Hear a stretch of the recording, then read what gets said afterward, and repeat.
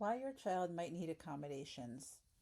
This content is for educational purposes only and does not constitute legal or medical advice.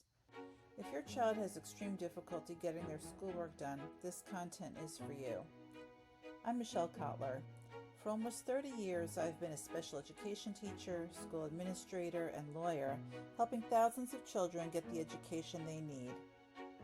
If you are frustrated, anxious, and even burned out trying to get your child an appropriate education, this channel is for you.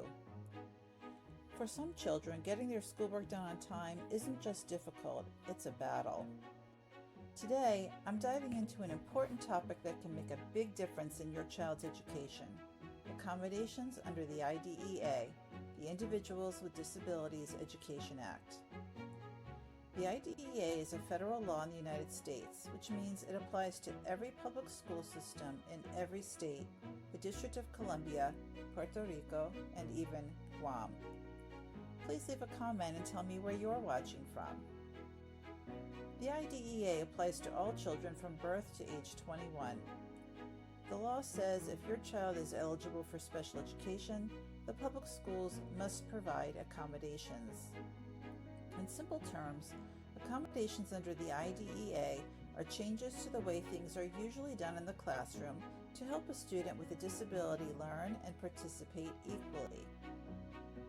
Please note that if your child needs accommodations to access his or her education, but does not need the specialized instructional services of a special education teacher, your child technically is not eligible for an IEP.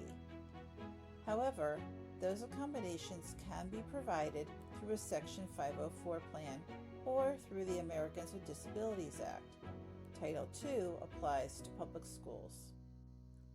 Accommodations do not change the educational standards or expectations, but they do change how a student accesses information or demonstrates what they've learned. There are many different accommodations available to make the school environment accessible. Accommodations are tailored to meet the unique needs of each student.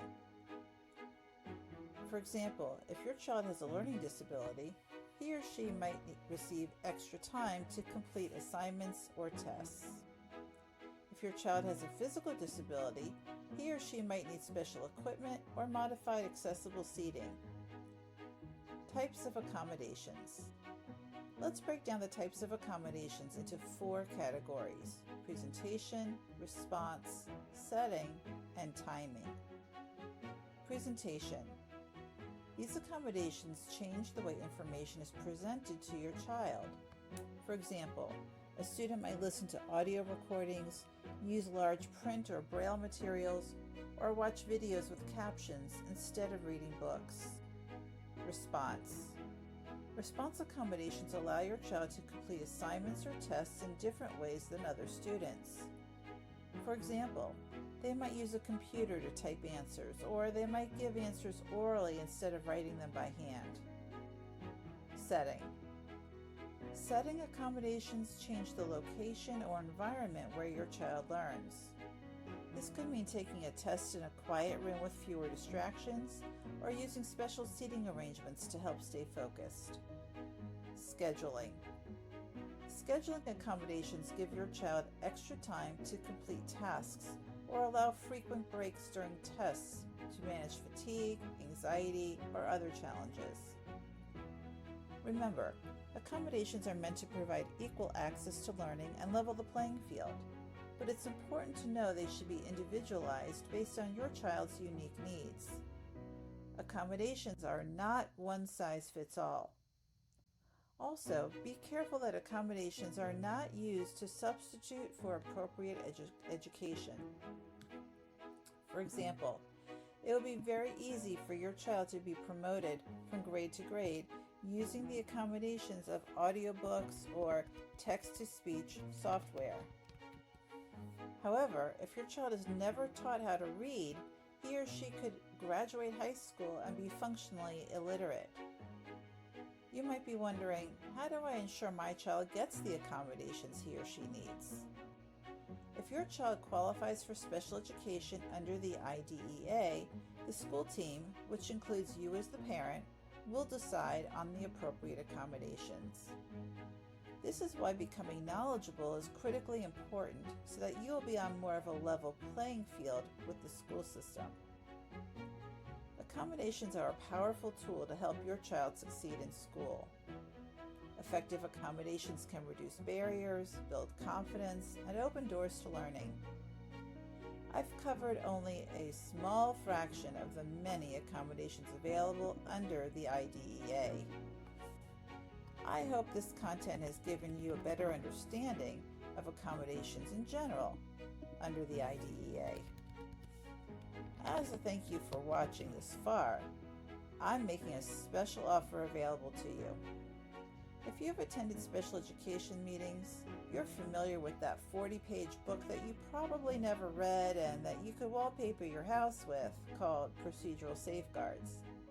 These are your rights as a parent of a child with special needs. I've created a one-page guide that summarizes your procedural safeguards in language that is easy to understand.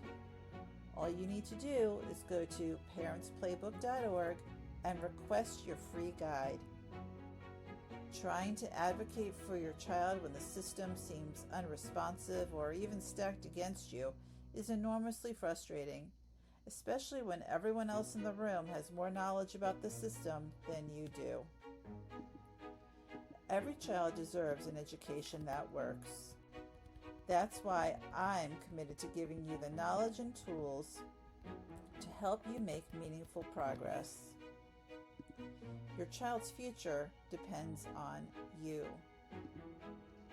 If you are serious about doing whatever it takes to unlock your child's potential, my online masterclass, The Parents Playbook for Special Education Success, will teach you how to advocate for your child like a professional and how to find life-changing help that makes an impact.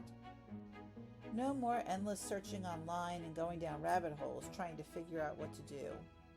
This 10-week masterclass is the game plan you need in language that's easy to understand, complete with templates, examples, references, videos, and activities. You'll even learn how to take your school district to a due process hearing without a lawyer, step by step, from start to finish. Here's a dirty little secret. I've met parents who've spent between $40,000 and $100,000 on legal fees for due process hearings and lost their cases anyway. Having a lawyer does not guarantee a victory, but it does guarantee you'll be substantially poorer at the end of the case. You don't need a lawyer to take your school system to a due process hearing, but you do need to learn how to do it correctly. Transform your frustration into confidence. The link to the masterclass is in the description below. If you want to support my work, kindly consider buying me a coffee. Every penny is truly appreciated and allows me to continue with my mission to help as many parents as possible through this channel. The link is also in the description below. Please like, subscribe, and share this content with other parents who want to help their children. Follow the Parents Playbook for Special Education Success on Facebook and Instagram under PP4SES. Leave a comment and tell me what special education questions you have so I can make future content to answer them. Thanks for watching, and see you next time.